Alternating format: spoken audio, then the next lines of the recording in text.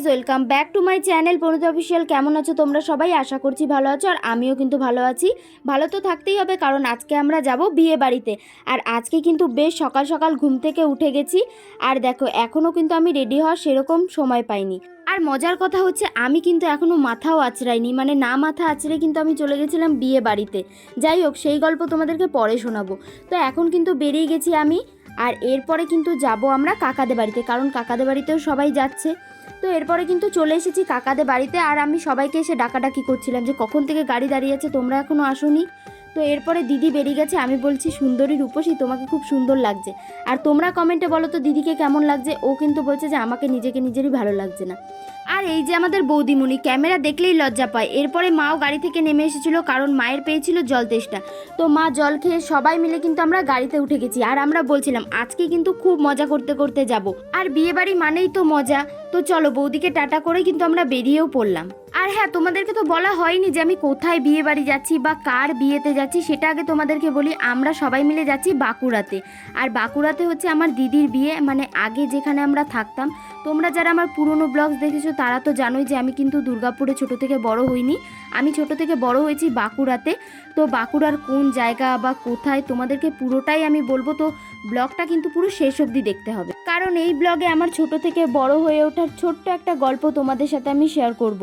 যাই হোক, গল্পগুজব পরে হবে, এখন কিন্তু আমাদের যেতে হবে বিয়ে বাড়িতে। তো এখন দেখো, গাড়িতে আমি নেল পালিশ পরছি। এইটা নিয়ে কিন্তু সবাই অনেক হাসাহাসি করছিল। আমি বললাম হাসাহাসি করার কিছুই নেই, কারণ আমি বাড়িতে সময় পাইনি। আর মেয়েদের সাজার কোনো জায়গা হয় না, সবাই প্লেনে সাজতে পারে, সবাই ট্রেনে সাজতে পারে, আমি কেন পারবো না গাড়িতে সাজতে? তো সেটাই আমি সবাইকে বলছিলাম। আর এই নেল পলিশটা বের করে কিন্তু আমি সব থেকে বড় ভুল করেছিলাম, কারণ নেল পলিশে একটা অ্যাসিডের স্মেল থাকে, যেটা কিন্তু আমি সহ্য করতে পারিনি। তার কারণে কিন্তু আমার শরীরটা খারাপ হয়ে গেছিলো। আর সারা রাস্তা আমাকে সবাই বকতে বকতে গেছে, কারণ সবাই বলছিল যে এখন নেল পলিশ পরতে হয় না। আর যেহেতু নেল পলিশটা পরার পরেই আমার শরীরটা খারাপ হয়ে গেছিলো, তাই কিন্তু বলছিল যে বড়দের কথা শুনতে হয়। আর আমিও সেটা কিন্তু মানি যে কোনো কোনো ক্ষেত্রে বড়দের কথা শুনতে হয়। যাই হোক, এরপরে কিন্তু চলে এসেছিলাম আমাদের ছোট্ট গ্রামে। আমাদের গ্রাম কেন বলছি, তোমাদেরকে তো বললামই যে এইখানে কিন্তু আমার ছোট থেকে বড় হয়ে ওঠা। আর জীবনের প্রথম বন্ধু বান্ধবী, স্কুল, সবটাই কিন্তু আমার এই গ্রাম থেকে শুরু হয়েছিল। তো এই গ্রামটা কিন্তু আমাকে অনেক কিছু দিয়েছে, যেটা হয়তো জীবনে আমি কোনো দিনও ভুলতে পারবো না। যাই হোক, তোমাদের সাথে গল্প করতে করতে কিন্তু চলেও এসেছি বিয়ে বাড়িতে।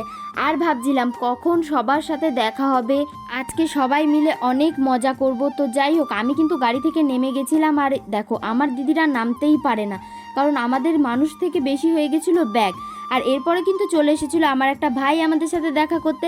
তো আমিও বলছিলাম যে এখনই যাব তোদের বাড়িতে। তো তার আগে তো আমাদের নতুন বউকে দেখতে হবে, আর তোমরাও তো দেখতে চাও যে কার বিয়ে। তো চলো আগে চলে যাই নতুন বউয়ের কাছে। এসে কিন্তু দেখলাম যে দিদি নেই, দিদি গেছে ওদের পুরনো বাড়িতে। মানে ওদের দুটো বাড়ি, একটা হচ্ছে রাস্তার পাশে মানে যেটাতে বিয়ে হচ্ছে, আর একটা আছে একটু ভেতরে যেখানে ও ছিল। তো এরপরে কিন্তু আমরা খেতে বসে পড়েছিলাম, কারণ ভীষণ খিদে পেয়েছিল। অতটা রাস্তা এসেছি আর বাড়ি থেকে সেরকম কিছু খেয়েও আসিনি।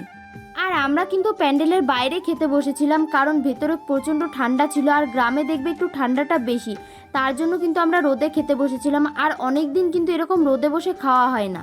আর এদিকে আমাদের খাবার দেওয়া হয়ে গেছে, যার যেটা পছন্দ সে সেটা খেয়েছে। মানে এখানে ভাতও ছিল, মুড়িও ছিল। আমি কিন্তু খেয়েছিলাম মুড়ি, কারণ মুড়ি খেতে আমি ভীষণ ভালোবাসি। তো আমাদের খাওয়া দাওয়া হয়ে গেছে, আর এখন যাচ্ছি আমরা দিদির সাথে দেখা করতে, কারণ আসার থেকে এখনও দেখা হয়নি। তো যখন আমরা যাচ্ছিলাম তো দেখছিলাম ও তখনই আসছে।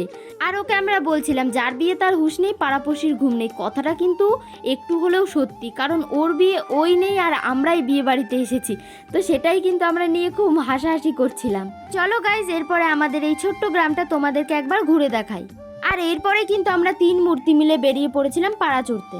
আর আমরা ভাবছিলাম যে কার বাড়ি সবার প্রথম যাওয়া যায়। তারপরেই আমার মাথায় এলো, এখানে তো আমার দিদির বাড়ির ছড়াছড়ি, মানে সব জায়গাতে দিদি, সব জায়গাতে দিদি। তো তাই দিদি বাড়ি থেকে শুরু করলাম। আর এই পাড়াতে যেহেতু আমার এত দিদি, তো চলো ছোটোবেলার ছোট্ট একটা মজার কথা বলি। যখন আমি ছোট ছিলাম, আমি আমার বয়সী কারোর সাথে খেলতাম না। মানে এই দিদি দাদারাই আমার সঙ্গী ছিল, আমার বন্ধু ছিল। এদের সাথে ছাড়া আমি কারোর সাথে খেলতাম না। আর আমাকে যদি খেলা না নিত, আমি সোজা আমার মাকে নিয়ে চলে যেতাম। মানে এরকমই ছিলাম আমি ছোটোবেলাতে। আর এরপরে কিন্তু যাব আমার প্রিয় বান্ধবীর বাড়িতে। মানে এই গ্রামে আমার প্রথম বান্ধবী, আমার এই একটাই বান্ধবী ছিল, যার সাথে আমি ছোটোবেলা থেকে খেলতাম, যার সাথে আমি থাকতাম, যার সাথে মানে সারা দিনটা ওর সাথেই আমার কেটে যেত, পড়াশোনা থেকে শুরু করে সব কিছু। আর এরপরেই কিন্তু ওদের বাড়িতে এসে আমার সাজগোজ শুরু হয়ে গেল। যাই হোক, ওর নামটাই তো তোমাদেরকে তো বলা হয়নি।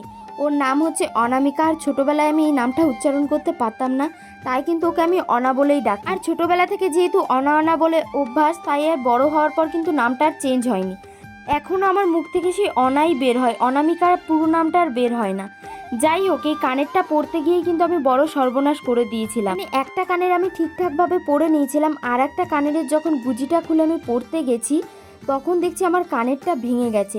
তো সেটা আমার ব্যাগে আনার জন্য ভেঙেছে না আমি ঠিকভাবে খুলতে পারিনি তার কারণে ভেঙেছে, সেটা আমি বুঝতেই পারিনি। আর আমার মাথায় তো সবসময় একটু বেশি বুদ্ধি, তাই কিন্তু আমি আমার বুদ্ধি লাগিয়ে কানেরটা ঠিক পরেই নিয়েছিলাম। আর এরপরে কিন্তু আমার দিদি চলে এসেছিলো রেডি হওয়ার জন্য, তো ওকেও একটু রেডি করিয়ে দিচ্ছিলাম। ওকে রেডি করানো সেরকম কিছু ছিল না, হালকা মেকআপ আর লিপস্টিক পরানোটাই ছিল। তো ও বলছিল যে আমি সেরকম মেকআপ করবো না, যেহেতু রাতে মেকআপ করব, এখন আমাকে সিম্পলভাবে সাজিয়ে দে। আর আমরা সবাই কিন্তু রাতে মেকআপ করবো জন্য দিনে সেরকমভাবে মেকআপ করিনি। তো দিদিকে আমি বলছিলাম যে সানস্ক্রিন লাগিয়ে লিপস্টিক লাগিয়ে নে, যেটা আমি করেছি। আর কোনো অনুষ্ঠান বাড়ি যাওয়ার আগে কিন্তু আমার সবথেকে বড় একটা কাজ, আমাকে কিন্তু সবাইকে লিপস্টিক পরিয়ে দিতে হয়। আর এরপরে দিদিকে লিপস্টিক পরিয়ে দিয়েছি আর সানস্ক্রিনও লাগিয়ে দিয়েছি। তো দিদিও রেডি আর আমিও রেডি। এরপরে কিন্তু আমরা চলে যাব বিয়ে বাড়িতে। তো গাইস দেখো, আমি রেডি হয়ে গেছি, আর আমাকে কেমন লাগছে অবশ্যই কমেন্টে জানাবে। আর পেছন থেকে আসছিল একটা টোটো, তার কারণে কিন্তু আমার ভিডিওটা স্টপ হয়ে গেছিলো, যেটা আমার একদম ভালো লাগে না আমার ভিডিওতে কেউ কাঠি করলে। মানে এতক্ষণ আসেনি, যখনই আমি ভিডিওটা শুরু করেছি আর তখনই টোটোটা এসেছিলো, কার না রাগ লাগবে বলো। আর এখানে দেখো আমি একা একা যাচ্ছি, আর ওইদিকে দেখো আমার দিদি, আমার বান্ধবী, মানে কেউ বলবে ওটা আমার বান্ধবী। আর এরপরে কিন্তু আমি লাফাতে লাফাতে চলে এসেছিলাম ফুল মাঠে। ফুল দেখলে আর নিজেকে থামিয়ে রাখা যায় না, আর বিয়ে বাড়িতে এসেছি, মাথায় একটা ফুল লাগালে কিন্তু বেশ ভালোই লাগে। আর এরপরে কিন্তু আমি চলে এসেছি ফুল মাঠে, আর আমি ভাবছিলাম যে কোন ফুলটা নিই। আর এই ফুল মাঠটা কিন্তু আমার দাদার। তো গিয়ে বললাম যে আমি একটা ফুল নেবো, তো দাদা বললো যে একটা কেন, তোর যতগুলো ইচ্ছে তুই ততগুলো নে। তো আমি বললাম যে না, একটাই নেবো, গাছের ফুল কিন্তু গাছেই বেশি ভালো লাগে।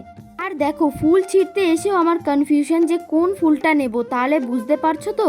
যাই হোক, এরপরে কিন্তু মাঠ থেকে একটা ফুল আমি তুলেও নিলাম।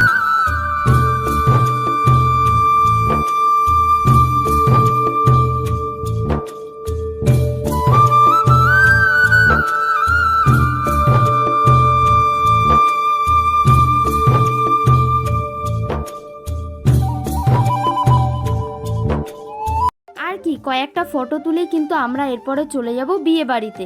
আর এসে দেখলাম সবাই যাচ্ছে নদীতে জল ভরতে, আমরা আর গেলাম না, কারণ দিদির সাথে একটু থাকতে হবে তো। আর সবাই যদি জল ভরতে চলে যায়, এখানে তো দিদি একা থেকে যাবে না, তাই জন্যই কিন্তু আমরা আর গেলাম না।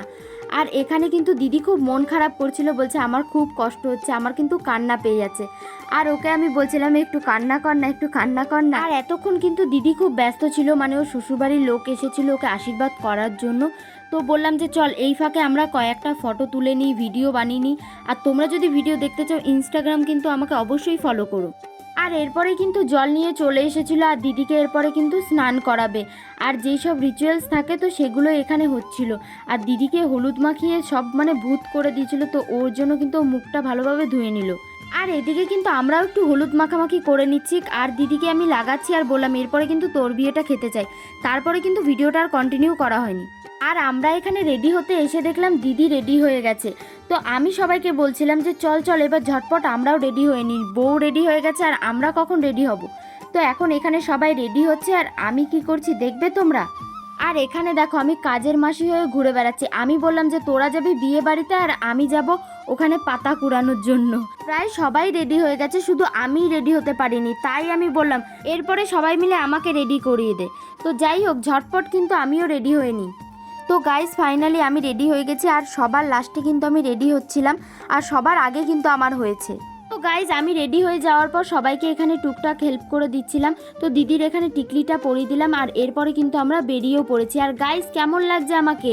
তো গাইজ আমি কিন্তু জ্যাকেটটাও পরে নিয়েছি, কারণ দেখো পেছনে আমার বাবা দাঁড়িয়ে রয়েছে, যদি জ্যাকেটটা না পরি না আমাকে মনে হয় আর বিয়ে বাড়িতেই যেতে দেবে না। যাই হোক, এরপরে কিন্তু আমি বেরিয়েও পড়েছিলাম। আর যখন বাইরে বেরোলাম তখন আমার মনে হলো যে না, সত্যি জ্যাকেটটা পরে খুব ভালো করেছি, কারণ গ্রাম সাইডে ঠান্ডাটা একটু বেশিই থাকে, আর ওখানে এতটা পরিমাণে ঠান্ডা ছিল আমাদের দুর্গাপুরের তুলনায় অনেক বেশি। তো এরপরে কিন্তু আমরা চলে এসেছিলাম নতুন বউয়ের কাছে, আর দেখতে দেখো কত মিষ্টি লাগছে না। আর এখানে সবাই এক্সপ্রেশন দিচ্ছে, ভাবছে আমি ফটো তুলছি। তো আমি সবাইকে গিয়ে বললাম যে না না, আমি ফটো তুলছি না। আর বিয়ে বাড়ি যাব, কফি খাবো না সেটা কি কখনো হতে পারে? আমি তো কফি খেতে ভীষণ ভালোবাসি। আর এখানে কফি খেতে খেতে আমরা দাঁড়িয়েছিলাম খাবারের লাইনে, কারণ অনেকটা ভিড় হয়ে গেছিলো। আর আমরা যেহেতু রাতেই বেরিয়ে যাব, তার কারণে কিন্তু বাবা বললো যে তাড়াতাড়ি খেতে বসে পড়, না হলে কিন্তু আমাদের যেতে আবার লেট হয়ে যাবে। তারপরে আর কি আমরা খেতে বসেও পড়লাম। আর দেখো খাবারের জায়গাটা কিন্তু অনেকটা নিয়ে করেছে, তো সেটাও কিন্তু তোমাদেরকে একবার দেখিয়ে দিলাম। তো এরপরে কিন্তু আমাদেরকে খাবার দিয়ে চলে গেল। আর একটা টেবিলে আমরা বসেছিলাম, আমি, আমার বান্ধবী, আর এইদিকে বসেছিল দিদি বোন, তো তোমাদেরকে সেটা আমি দেখাবো। আর মা বাবা কিন্তু আলাদা জায়গায় বসেছিল, আর এইদিকে বসেছিল দিদি আর বোন। তো আমি ভিডিও করছিলাম, আমার দিদি বলছে খেতে খেতে তোকে ভিডিও করতে হবে। তো যাই হোক, এরপরে কিন্তু দিদিকে টাটা করে চলে যাচ্ছিলাম, আর দিদি অনেকবার রিকোয়েস্ট করছিল থাকার জন্য। আর বাড়ি যাওয়ার জন্য যখন বেরালাম তখন দেখছি বর তো একেবারে লাফাতে লাফাতে আসছে। তাই আমি বলছিলাম তোমার কি আর তর্স হয়েছে না নাকি? তারপরে দেখলাম যে না, এখানে জল ছোড়াছুড়ি খেলা হচ্ছে। আর এরপরে কিন্তু আমরা বাড়ি যাওয়ার জন্য গাড়িতে উঠেও গেছি। আর এখানে দেখো আমাদের লোক যত, তার 3 ডবল হয়েছে লাগেজ। মানে এখানে এমন একটা জিনিস নেই যেই জিনিসটা আমাদের নেয়নি। মানে যা ছিল, আমি বলছি পাড়ার কি সব কিছু কুড়িয়ে কাছিয়ে নিয়ে চলে যাচ্ছ নাকি? তারপরে আর কি ঘুমাতে ঘুমাতে চলে এসেছি বাড়িতে। আর বাড়িতে আসার পরে দিদিদের অবস্থাটা একবার দেখো। আমার অবস্থাটা তো তোমাদেরকে কিছু বলতে হবে না, মুখ দেখে বুঝতেই পারছো গোটা রাস্তা ঘুমাতে ঘুমাতে এসেছি। আর এখানে আমার দিদি কিছু একটা কথা বলছিল, যার জন্য আমার খুব হাসি পাচ্ছিল। তো চলো গাইজ, আজকের ব্লগটা এখানেই শেষ করছি। ভিডিওটা ভালো লাগলে like, comment, share and subscribe করে দিও। দেখা হচ্ছে নেক্সট ব্লগে। বাই।